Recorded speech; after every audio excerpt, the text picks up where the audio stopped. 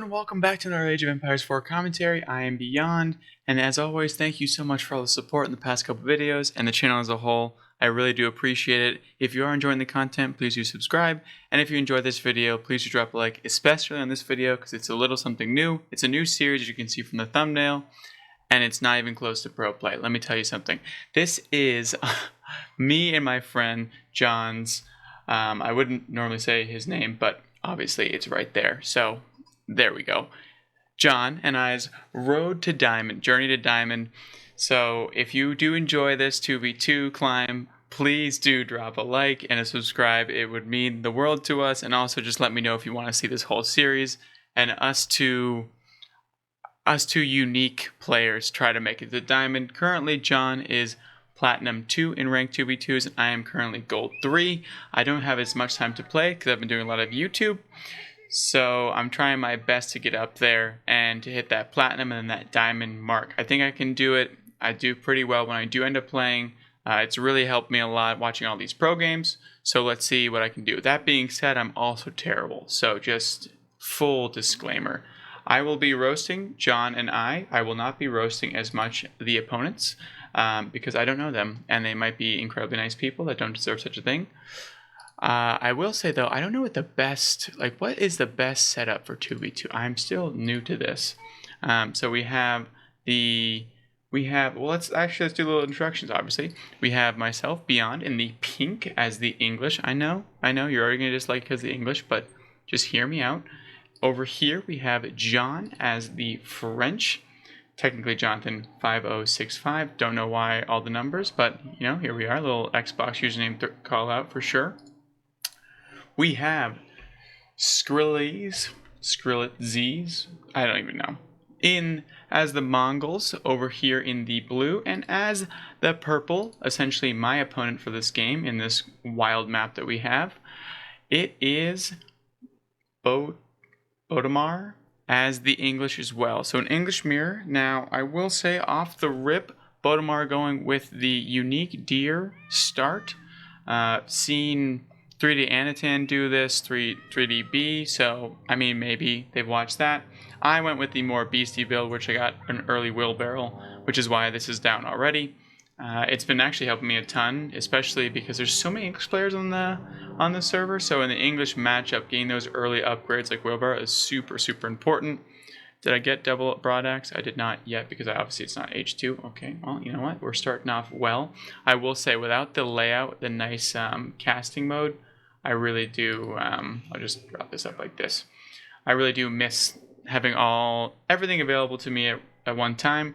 Instead, I have to go clicking around, hoping that I find everything that I possibly can. Now we have John doing the standard School of Cavalry in 2v2. Let's see, for the Mongols player, we have, it looks like we're setting up for a little bit of a tower rush or something. Is that what's going down over here? I see this little thing. That's just his con. It's not anything else. So it could be a little bit of a tower rush going on. We already have 4 spearmen. And there's the tower. Here she comes. And is John going to recognize it? I believe during the game I called this out to him, or he let me know immediately. And let's see, do I react at all? No, I'm watching because I've seen the cheesy build done by the Aussie Drago and the Farmman one that was called out for the quick castle. So I kept my scout over here looking to see, because that is one of the surefire ways to tell. And also multiple people on gold, but they didn't have multiple people on gold, only 4. So still a little bit weird, but I was just trying to be careful of that. Now we have the outpost going down. Obviously, as the French player, this is very, very annoying. The good news about this is that there's a fat gold vein back here. I think I also communicated to John that you could just take this one as well. That's pretty safe and sound.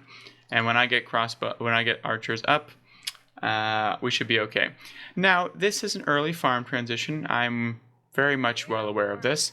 I just do this for the safety of it. I know it's probably not optimal. I'm sure. Let me know, honestly, what I should do once my sheep run out, because I also didn't get many sheep. I should be doing much more with this scout, but I just got nervous and left it there just in case. So not obviously the high-level gameplay that you're used to seeing on this channel, but we do have a quick 5-piece put in, a little little McNugget side here into the tower, shooting down this unfortunate house, which will go down extremely slow, like molasses, just very, very slow. Now we have the council hall going up miserably slow over here as well. Probably should put one more on there. Look at this. Look at this little whole farm transition. I am chopping away. And yeah, we're just kind of setting up. We have my counterpart English player has no one on wood. A unique choice, maybe only 3, so not no one, but still unique. We have a plethora of sheep over here as well. Interesting. What is going on over here? We have the silver trading tree. So we're going to get some trading, shocking absolutely no one. Lots of gold though, which is interesting compared with the trading. I could be wrong, but it just seems a little bit weird. The tower rush is successful in some ways. See the double tower rush now. But as I mentioned, I was like, hey John, just come back here. It's all good. And there he goes. Safe and sound. Because there's no way that Mongol can tower rush his way over here. I've gone for another farm already, which is ambitious to say the least. But you know what? I love a good garden, so it is what it is. Say what you will. But as the good teammate, I graciously give John this lovely patch of gold because he's getting tower rushed in both gold mines, which is definitely really tough as the French. But with that with the gold he was able to produce. Also, I feel like Bodemar with the delayed tower, the delayed feudal age for a little bit. But he was able to get 2 knights out, and I'm able to get a few longbowmen out. And the second I'm able to get these out, I'm able to protect John's gold. And that just makes it so much easier. Now, Bodemar's, they did scout this out. So they do see that John's going to be getting gold. I'm like, oh crap, here it comes. I'm like, oh, it's just a longbowman. So now the Mongol player is dealing with knights. This Khan's not going to stand a chance. And a ton of investment for not really much of anything. Yes, you did stunt it a little bit, but I have my archers over here, and we're able to kite these down. I'm just letting John know. Look at these just psychopaths are running at me.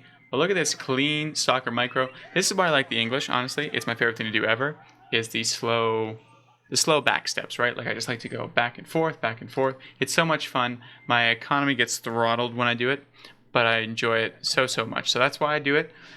So I will also try the opposite in this series as well, and a few other civs. So if you want me to try another civilization, let me know in this series if you want me to watch this absolute greatness as well. I usually go for a feudal age push because that's what I enjoy the most.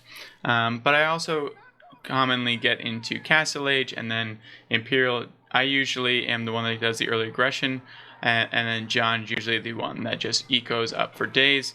This little bit of a outpost over here should be enough to save day. John would have loved to have seen, that these people go in here and snipe all of those out, but that's okay. You know what? You can't win them all. I was more watching this over here, which these men-at-arms are doing absolutely nothing to me, and I'm just gonna keep sniping them down, and I'm gonna continue to pump archers. Now I'm floating a decent amount of resources, if we're being honest, but not too bad. I mean, I've done worse, so we can get there. I have a scout over here doing literally nothing, just kind of checking it out, just kind of seeing what the French countryside's like, which I don't really blame him, honestly. If I was a scout and I had the opportunity to go anywhere in the entire world, on a very flat world, I would probably go to the French as well. No shade on the English. I mean, it's just one of those things where, like, they probably have better food, so it's an absolute win. Two on gold only, which is, unique, especially because I don't have a workshop, a blacksmith, sorry, so I can't really get any upgrades. So, oh, you know what? Look at me go. And I'm getting a forward outpost to expand my network of castles reach, because I know it's going to be pretty pivotal in an English versus English matchup. Oh, and I will also eliminate the game timer as well as that in editing. Oh, look at this. I'm just absolutely peppering this man at arms, but I see how few archers he has, so I know that this is going to be easy peasy. This guy, I'm just like, I'm just not cutting anymore. And time to do some damage. The English can just amass a really large group. If you're not going to go for early aggression, you got to go for more protection, and there's nothing over here to protect for poor Bodemar over here. Still going for this lone sheep over here, fighting the good fight. Now hasn't transitioned to one farm, which is a little bit unique. At this point, we have the silver tree going down. Has not begun trading just yet, though, which is kind of funny. It's been a long time. We have another tower that has completed on this sacred site, just in case we wanted to go for an early sacred site victory. John has not gotten out of his... Finally takes back this gold, but already pilfering off of me, which is unfortunate. He's already stolen 700 gold from me at this point. But I am just moving forward, just sniping anything that I possibly can. Here goes the tower. I should be unfocusing this and focusing these. Do I get any? I do. I get a few. We get 1, 2. We get a few more. Now we should pull back. So, Bodemar with a good response, honestly, into that. But, I mean, I just have a crap ton of archers. And we're just rolling. This is some horrendous micro right here. Please get them out of range. Beyond, please. Please move them. No, we just want to... Okay, this is not a worth it trade, but that's fine. Move them now, please. Okay, we still don't want to do this. This loan... Oh, that's unfortunate. Please move these. Nope, we're just like, you know what, I get one more. Which is fair, I could, but I've lost way more than I gained. I will say, John and I are starting to pull ahead. He's starting to farm towards me or take my trees. I'm looking to make just a nice little stockpile over here. Look at that, even doing the forward lumber camp, you know, just really flexing those potential diamond muscles. We have no more infrastructure going down for me, which is a bold choice. I'm the only thing that I'm producing is archers, and just out of this one building. We have a half farm set up, so you know it's nice over here.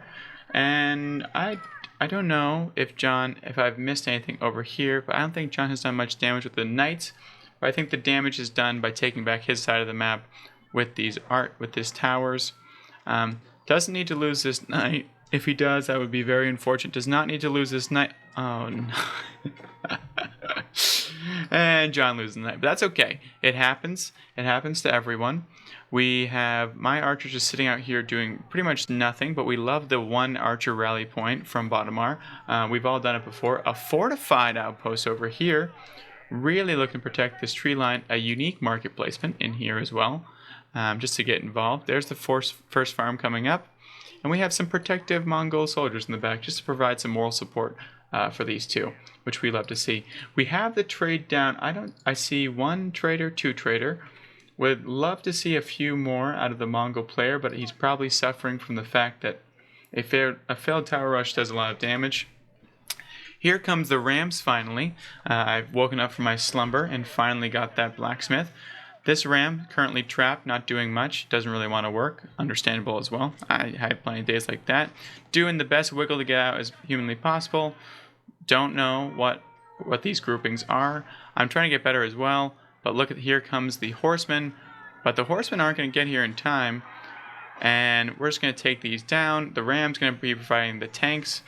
But now I'm just able to absolutely obliterate these horsemen on here, which still is still worth it for them if they were able to kill it. I'm able to get 1 infrastructure down, which is nice. The second ram's going to be going down. I should probably pull back at this point and not be focus firing the heavily armored units. But here we are anyways. And I'll be taking down this as well. And that archer will be going down. Need to build more rams and also need to... And here they're rallied over here, so not joining the fight just yet. The civil tree is finally starting to kick in. Silver tree. There we go. And we have John still dealing with the towers in his base. Has not even made a gate over here, which is how we know he hasn't crossed over. I don't think he realizes of this back door over here, but that's okay. John's doing interesting work. We love the symmetrical pattern over here. It's very, very nice. I am pushing now with more rams. I'm at this point probably yelling at John to, do something, get out of his base. Also, you freeloader, get off of my gold at this point. You have your own now. Decides not to. Has a few more knights. Is not producing much at all. But we do have the archer up the defense level 1, which is really nice. Hopefully there we go. There's the gate, and hopefully he can start to impact the trade. These rams not doing much again. Again, the little classic wiggle is able to find their way out, which is always nice.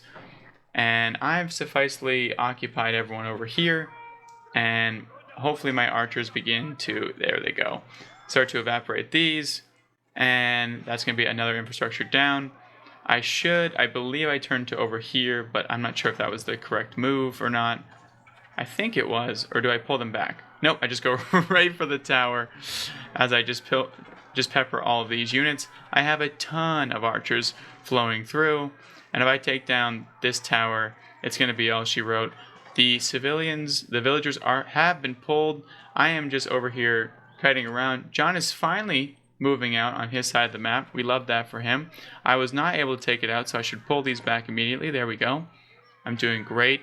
I'm floating an absolute asinine amount of resources. Please be on start to spend these. We have nothing queued up over here, and we have some production going down. Okay, so we're getting there. I need more production. Oh, we do have. Oh wow, look at the efficiency there.